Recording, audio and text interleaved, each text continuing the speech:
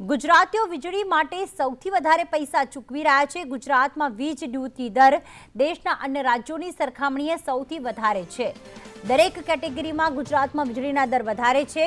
શહેરી વિસ્તારોમાં 15%ના દરે વીજ ડ્યુટી વસૂલાય છે, તો મહારાષ્ટ્રમાં શહેરી વિસ્તારોમાં સૌથી ઊંચો દર એ ગુજરાતમાં વસૂલ કરાય છે। તો કમર્શિયલ કેટેગરીમાં દેશમાં સૌથી ઊંચો દર ગુજરાત રાજ્યમાં છે। કમર્શિયલ ગ્રાહકો પાસેથી 20%ના દરે ડ્યુટી લેવાય છે। ઔદ્યોગિક ક્ષેત્રે પણ દેશમાં સૌથી ઊંચો 10% દર ગુજરાતમાં છે। અનેકવાર વીજ ડ્યુટી ઘટાડવા માટે રજૂઆત થઈ છે। મસમોટી વીજ ડ્યુટીથી સરકારની તિજોરી છલકાઈ છે। વીજ ડ્યુટીની આવક વધીને 1.17 લાખ કરોડે પહોંચી।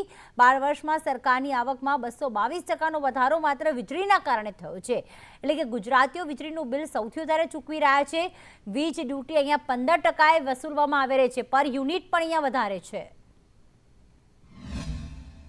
ને એ લોકો વધઘટને પ્રમાણે દર ચાર્જ કરે છે, એ ખોટું છે। દર મહિને બિલ બનાવવા આવતા નથી, એટલે ઓટોમેટિક તમારે યુનિટ વધારે બતાવે, એ ખોટું છે। એના કરતાં ફિક્સ ટાઈમે 30 દિવસની અંદર એ લોકો યુનિટના દર એ પ્રમાણે લે તો બરાબર છે।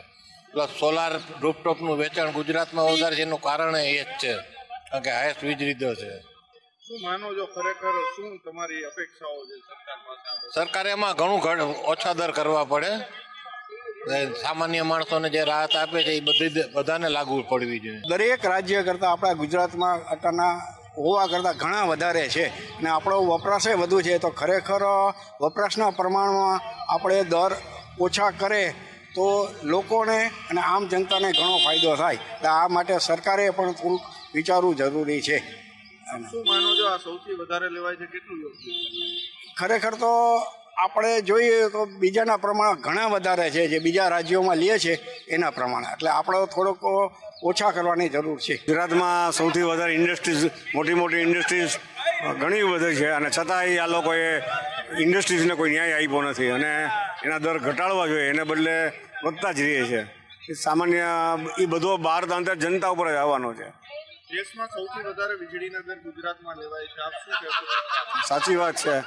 બીજા રાજ્યોમાં અમુક તો સબસિડી આપે છે, અમુક યુનિટ સુધી ફ્રી હોય છે, આપણે ત્યાં એવી કોઈ સ્કીમ જ નથી। સરકાર પાસે શું માંગ? એટલે સરકારે આ બાબતમાં કંઈક પગલાં લેવા જોઈએ। વર્ષોથી ડિમાન્ડ છે બધાની, તો એ કંઈક ફૂલફિલ કરવી જોઈએ। કોઈ 80s 90s જોયેલું હોય તે લોકોને ખ્યાલ હોય કે ગુજરાતમાં વીજળી રેગ્યુલર હોતી નહોતી, તો હવે રેગ્યુલર 24 કલાક વીજળી આવે છે, તો સમય પ્રમાણે થોડો દર વધુ હોય તો એમાં કંઈ ખોટું નથી।